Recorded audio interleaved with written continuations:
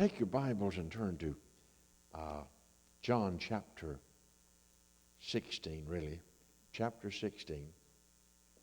And while you're turning there, I'll tell you, we witness miracles every day. Every day. If we're sensitive and aware, God will just reveal things to us. And it's a miracle just to get up in the mornings. It is for me. I don't know about you. But this week, Miss Karen sent us a text about her great-granddaughter. Ariel, is that her name? Aria. And she had to have, of course, she has all kinds of vascular and heart problems and so forth, 3 months old. And they had to just go ahead and do surgery because it was just getting so bad. And she's doing great. And that's fantastic. And at one time it looked so bleak and dark, and now it looks so bright. And we just thank God for that miracle. Okay, John chapter, and I'm kind of sounding like I'm in a drum too, in a barrel. Maybe some of you won't be there. But anyway, John chapter 16. Let's read verse 32 and 33 before I begin.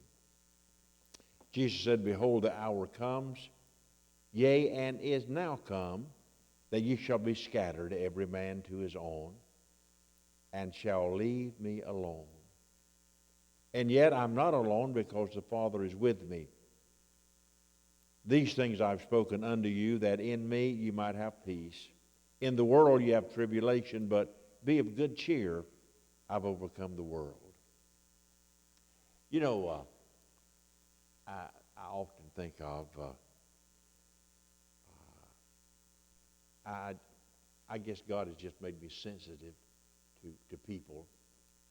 Particularly, we go into a restaurant and I see somebody sitting alone, and my mind immediately begins to think, well, maybe it's the death of a husband, or death of a wife, or a divorce, or they're just alone.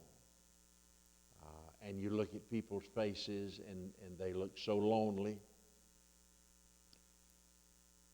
I know my wife and I go up maybe once a week to Waffle House.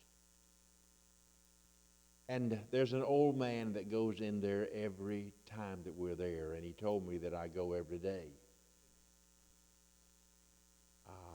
He sits on the stool, and he usually just stares at the wall, and he puts, I don't know how many, whatever it takes to get the jukebox to play, but he'll listen to songs of apparently his school days, and probably the 50s, early 60s, nostalgic tunes, and he'll listen, just sit there quietly. I try to speak to him every time we're there, and this week I was talking with him, and he said, "My wife called today, or yesterday, and I was hoping that she would say she was coming to be with me, but that wasn't the reason she called." And I said, "Well, tell you what, my wife and I'll pray for you and her, that you'll be able to get together and live together as husband and wife again in your home." And his face, immediately his countenance changed, and he said, "Would you?" And I said, "I would." Loneliness. Everywhere you and I look, somebody is lonely, and it might be you. It might be someone else that you know. I can never forget the casket, standing by a casket of a man. And he was just weeping and crying and said, "I'm alone. I'm just so alone." His wife had died. Children had left home. No friends. No family there anywhere close. tears streaming down his face, feeling so alone. I remember feeling that way when Juanita died. Loneliness, a killer. Loneliness robs you of any peace that you might have, any joy in your life. I thought I would die being alone. I remember my own children when they were married, when Susan was married, her mother and I, after the wedding, looked at each other and said, well, we're back where we started from. We're alone. The empty nest syndrome, we call it, and so many families find themselves in that predicament, and they are lonely. I'll never forget reading some few years ago about the police coming to this apartment in one of our large cities, and they got into the apartment, and the elderly lady had died. She was there, and they were going through some of her belongings, and they found a diary that she had kept. And the whole nation wept as the news announcer read from her diary. For a whole year, every entry, every day was, nobody came today. Nobody came today. Nobody came today. There she was, sick and dying. And she longed to hear a knock at the door. She longed to hear a voice, someone coming to check on her, someone coming to see her. But she died alone. No one came today. And I wonder how many, maybe in our community, maybe in this city, maybe in this area, somebody that we have known in the past in that condition, maybe a shut-in. Nobody called today. Nobody came by today.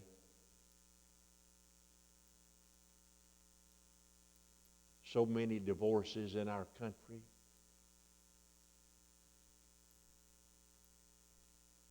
Mama put her little daughter to bed, and there they were. The little girl began to weep. I'm lonesome. Baby, why are you lonesome? I want my daddy.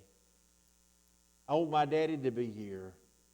And the mama began to feel guilty and pains of sorrow because there'd been a divorce. That little girl didn't know why, didn't know the problem, didn't know why that marriage had not worked out.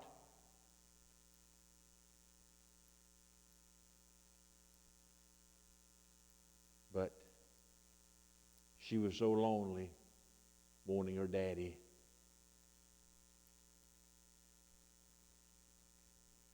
Folks, that's one of the common problems, probably the biggest problem in America. Doesn't matter what socioeconomic strata you may be a part of. It doesn't matter what ethnic group. Doesn't matter what race, what color. The common problem among most of us, certainly in this world, humanity, all ages, that common pain is loneliness. And God just put it on my heart to talk with you about that this morning. I can talk with you from experience, out of the depth of my heart. And I asked myself, what causes loneliness? Why is this such a common pain, a common problem in America? What causes it? If it's so universal and so pervasive, and folks would say, people that know a lot more about these kinds of things than I do, would say that there are several causes. First of all, there is that sociological cause that contributes to this great loneliness in our society today. And really that simply means the way we live, how we live, our lifestyles, our value in life. Who was it? Thomas Wolfe said, "You can't go home again." Our society is so mobile today, not like it used to be. Many of you can go back home where you were born, where you were raised. There are those roots there in that community, at that house. You can go back, you can drive by. But not so with the majority of people in America today.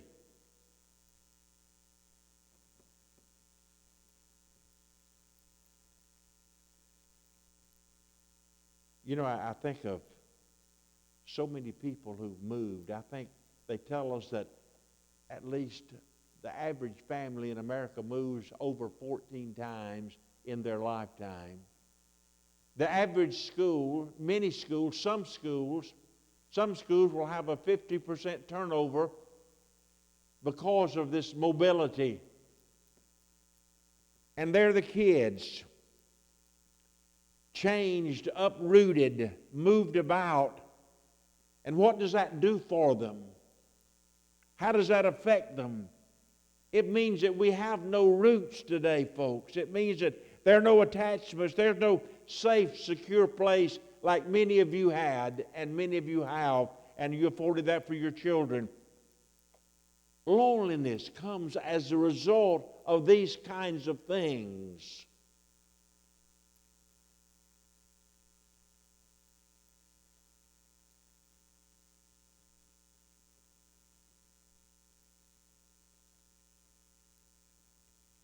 As Thomas Wolfe said, you can't go home again. The reason is we don't have a home to go home to.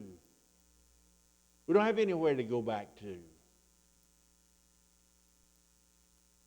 I know in my own life, there is no geographical place I can go back and say this was home, or this is where I was brought up, or in this house is where we lived, in this community.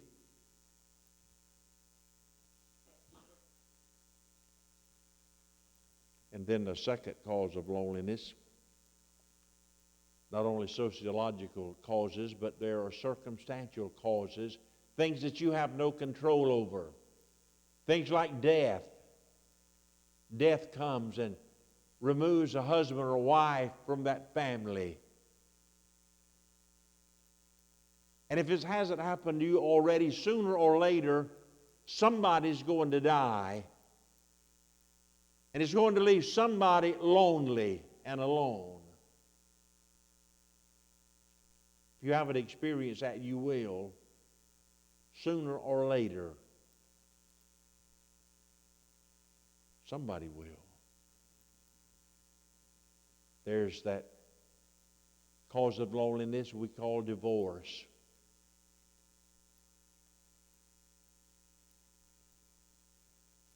And really, that's the death of a marriage. Sometimes that's worse than physical death. Talking with someone this week, and they were talking with me about their loneliness, the death of their marriage, and how it hurts, and how it still hurts, and how they're still lonely after years. And yes, there's circumstances of poverty that causes one to be lonely. Physical handicaps. I remember in one of the churches we had a man, a young man really. I remember when he was hurt, when he was paralyzed. When I was at Lee Street Baptist Church, he was home on leave and he running from the police. He was intoxicated. His car ended up halfway in the library there at Lee Street Baptist Church, and he was paralyzed from his neck down. And he became a member of one of the churches I pastored. In his wheelchair, he had learned to operate that wheelchair. And we wanted to have him over to our house. But we didn't have any access, any handicap access to the house, so I had one of the contractors in the church build a ramp to get him in the back door and into the house. And that was one of the happiest people I think I've ever had to come visit me. He said, folks don't realize it, but I can't visit just anybody. They don't have any way for me to get into their homes. And I'm so glad. I am so happy. I appreciate so much that you took the time and the effort so I could visit with you. And until we sold that house, it was a portable ramp that we put in, and we kept that long after his death. Handicap, that causes loneliness. And I don't know about this, but wealth and prominence and leadership can cause loneliness. Folks, if you don't know anything about it, it can be lonely at the top. Money can buy friends, but not the kind of friends that can slake that thirst for friendship and can be there with you to take away that loneliness.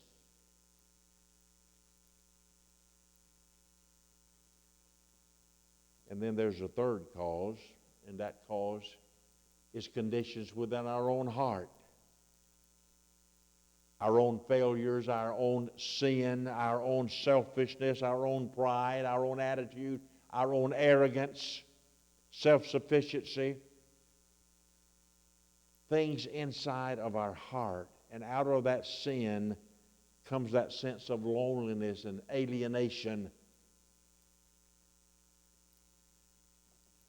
Even a longing, even that alienation from God, and we don't even realize that that's what's causing it. But there's that loneliness. Lonely for God. Loneliness for His presence and His fellowship and His relationship, our relationship with Him, that only He can provide.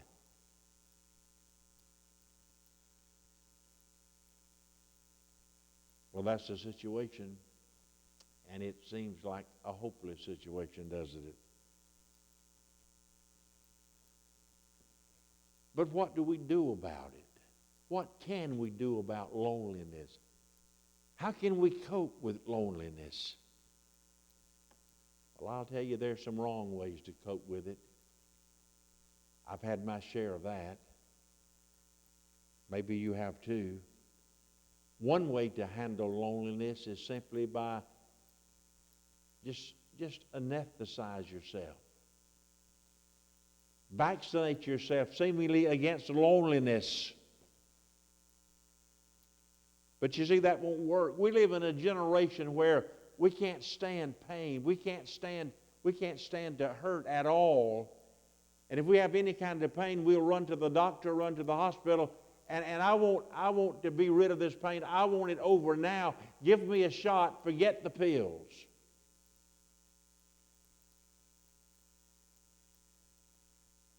So we go about loneliness. We go about pain. I want a quick fix. And I want it to happen right now. I want to live without this pain. And we do our loneliness the same way. There's a couple of things in our society, a couple of institutions in our society that we have come up with to help us with this, to cope with loneliness.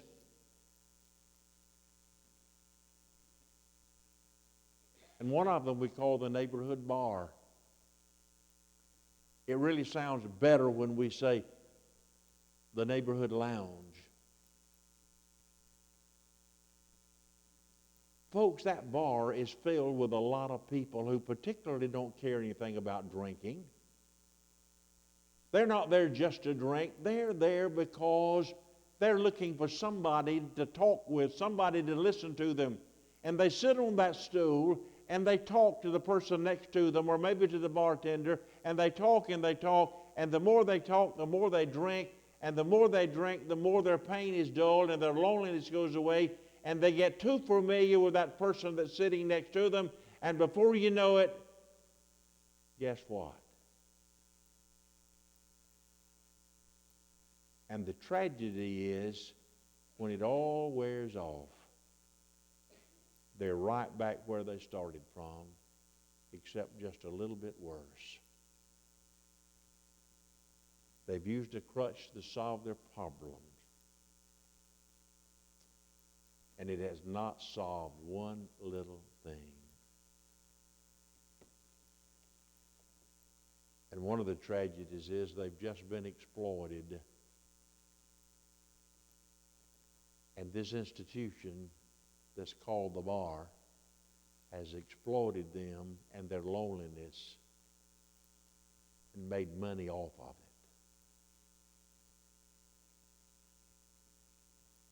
That's what the cocktail party is all about. That's what the happy hour is all about. It assumes that one is unhappy, that you're lonely. So if you're unhappy, if you'll come to this happy hour, we'll make you happy. We'll give you something to dull your pain, the pain of loneliness, and you'll be happy at least for a little while.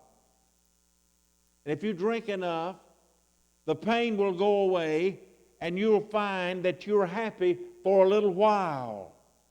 But when the happy hour is over, you're going to have to go home to an empty house, an empty apartment, 4 walls that are closing in on you, same problems that you had to face before,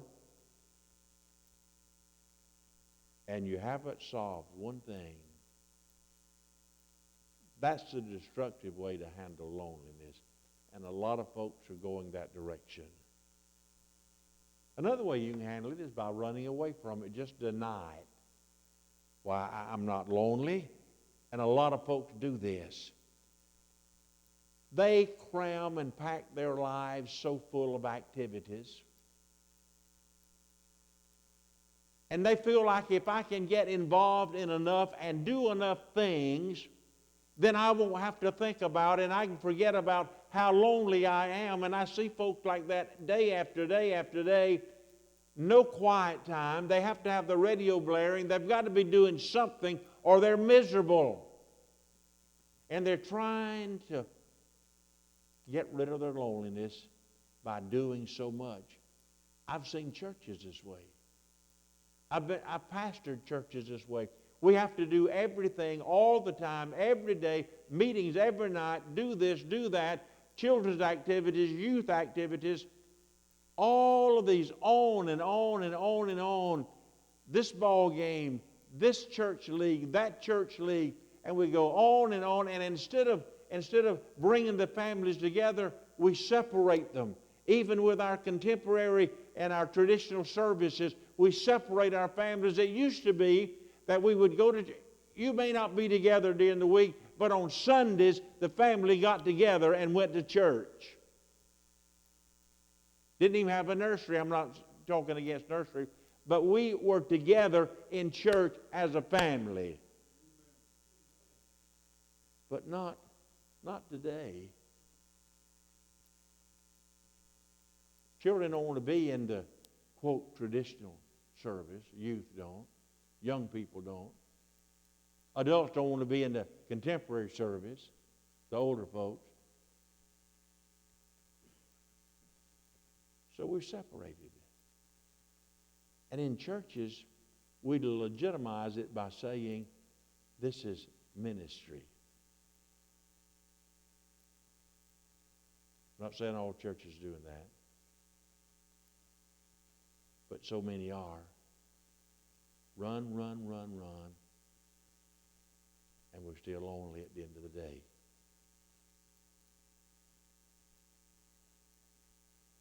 And we can pity ourselves. We can sit around and talk about how bad we have it. And self-pity will cause you to be selfish. I think that's the worst way to handle loneliness. And we sit around, we become bitter. And then we become jealous of other things and other people. And it's like a dog chasing its tail, a vicious cycle. And these are destructive ways to handle loneliness.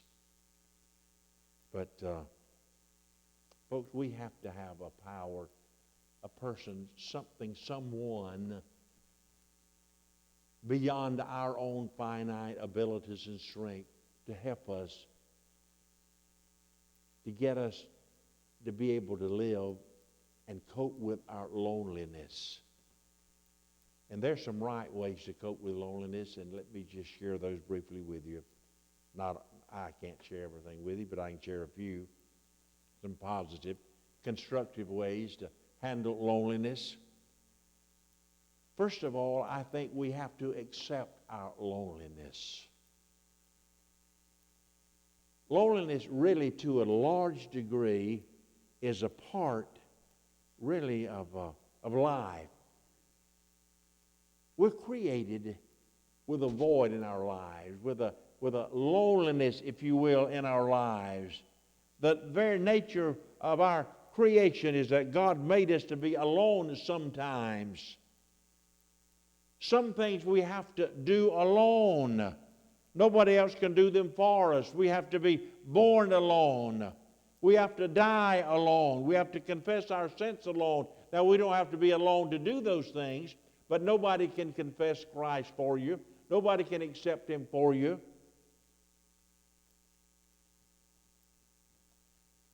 So it's a very part of the structure of our creation. God made us not only to be social beings, but He also made us to be a lonely person sometimes. So we need to accept that. There is a loneliness that's a part of the very nature of our creation, so accept it. Remember, there are the people who, they're going to disappoint you. You're going to disappoint some other people because of the very nature of who we are and what we are. We're going to be misunderstood sometimes. We're going to be hurt. We're going to be disappointed. We're going to be brokenhearted over and over again. You see, that's a part of life, this life that God has given us, and we cannot expose ourselves to rich relationships unless, now don't miss this, unless we run the risk of being broken. They come hand in hand, and sometimes you'll get both. And it's unrealistic to believe that you can go through life and not be lonely sometimes. And then you can use your loneliness. God intended that loneliness to be transformed into something else rather than you simply being alone. He intended for you to have some solitude. He intended for you to be alone sometimes, and you can use that aloneness to be alone with Him. It's important. That solitude, that quietness is important for your development, for your physical even, for your mind, for your emotions.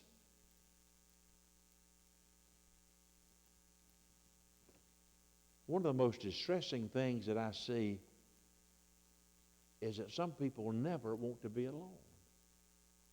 They have to have something, someone, somebody with them all the time. But you see, loneliness is a natural thing.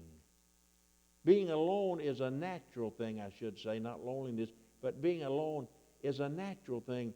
God created us so we would have that longing in our life, in our hearts. He created us for Himself, as He did with Adam and Eve.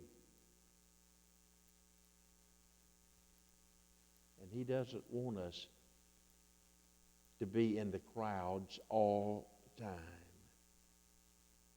I don't know about you, but I like, Danny mentioned the morning, Brother Danny mentioned the morning time. A lot of times I'll get up, I'll go out on the patio, still dark, and I'll sit in the rocking chair, and I'll rock.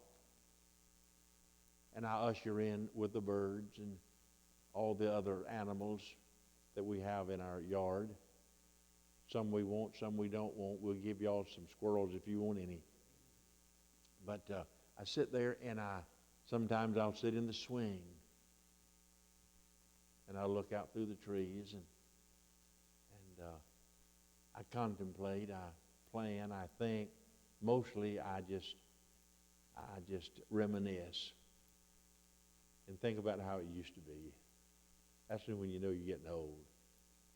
But folks, we need that time. We need somewhere to get alone, and we need a place to look out from, a place of solitude. Consider our values. Consider our relationships, our relationship with ourselves, our relationship with God, with other people, to get ourselves straightened out. And we can do that best alone and alone with God. So you need a retreat if you don't have one. You need a place that you can get where you can be alone with yourself. Talk with yourself sometimes. It's good to talk with somebody that's got some sense once in a while.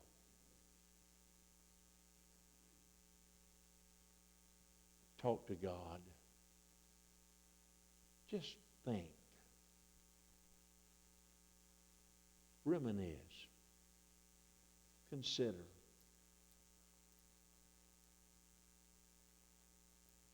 And then transfer your loneliness into a blessing. Let God use you to reach out and touch somebody else. You become a channel of blessings through which God can touch other people's lives.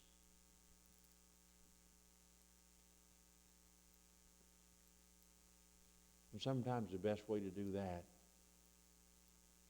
I found out that, at a time of death, sorrow, loneliness, you're not so interested in people telling you what you ought to do and giving you all kinds of pious platitudes and all this kind of stuff. Sometimes you just want somebody to sit down with you and just be there. Put a hand on your shoulder. Sometimes you can best help somebody by just going to see them and sit there and just cry with them.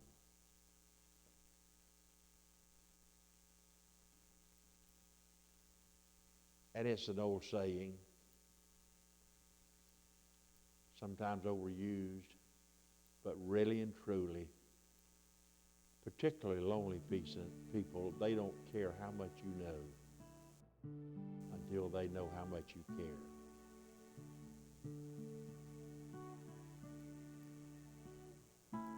All around us, people are lonely. All around us, people are hurting. Next door, up the road, down the street, across the classroom. Reach out to them.